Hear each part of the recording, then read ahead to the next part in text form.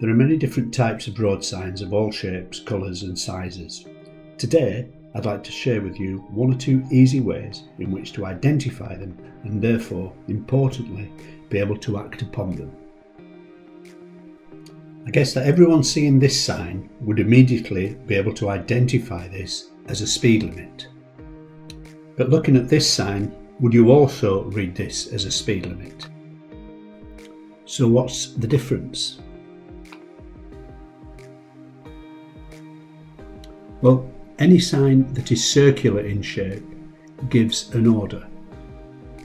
The colour of the circle determines what type of order it is given. A red circle reads as no or you must not, whereas a blue circle reads as yes or you must. Now, reading both side by side, we can now understand that the maximum speed limit allowed is 30, you must not exceed, and the minimum speed is 30, which you must exceed. So with these examples, these following signs should make more sense. No right turn,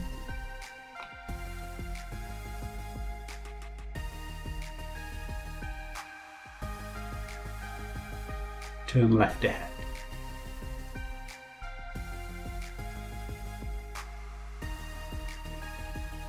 no overtaking,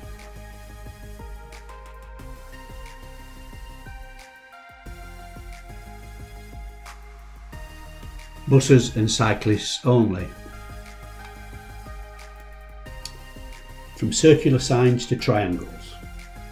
Triangles warn us of potential hazards ahead, which may or may not be obvious. Therefore, always read them and be prepared to take action. If, for example, we use the symbol of the cyclist and apply it to the three different shapes that we've been discussing, you can conclude that they have very different meanings. Warning, cyclists may be around.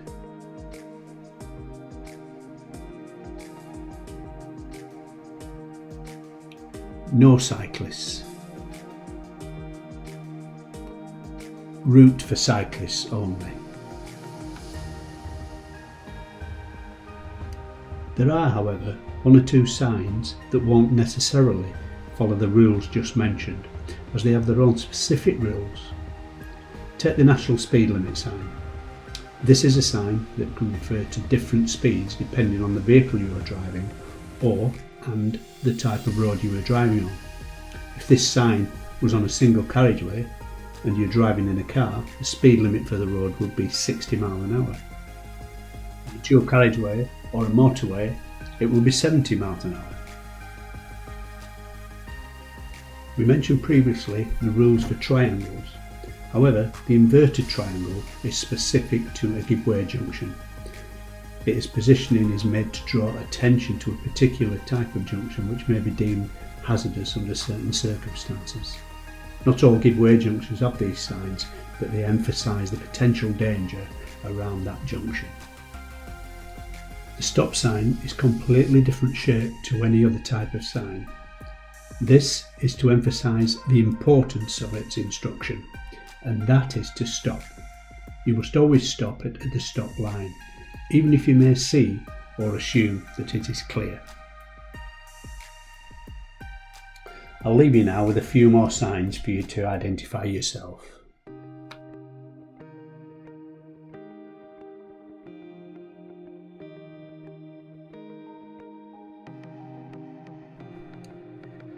The idea of this lesson was to dispel any ambiguity, and I hope this has gone some way to doing that. The signs we discussed were regulatory signs and warning signs, and are not exhaustive of the signs on our roads.